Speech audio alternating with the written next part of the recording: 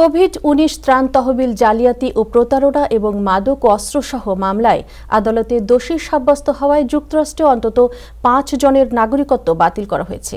US department of justice জানিয়েছে, মিথ্যা তথ্য দিয়ে ন্যাচারালাইজেশনের মাধ্যমে নাগরিকত্ব নেওয়া এবং আর্থিক অপরাধে জড়িত থাকার প্রমাণ মিলেছে তাদের বিরুদ্ধে।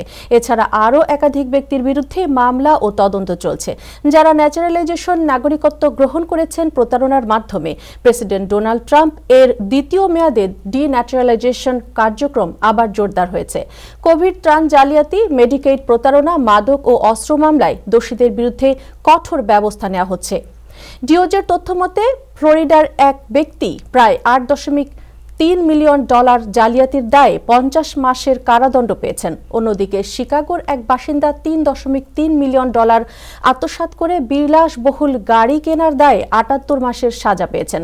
এছাড়া ইউক্রেন ও কিউবার নাগরিক সহ আরও কয়েকজনের নাগরিকত্ব বাতিল হয়েছে। তদন্তাধীন রয়েছে আরও বহু মামলা। তবে 1 বছরের মধ্যে 22 জনের সিটিজেনশিপ বাতিল করা হয়েছে দাবি করে ইউএস অ্যাটর্নি জেনারেল পাম বন্ডি জানিয়েছেন, প্রতারণার মাধ্যমে নাগরিকত্ব অর্জনের বিরুদ্ধে এটি স্পষ্ট সতর্কবার্তা।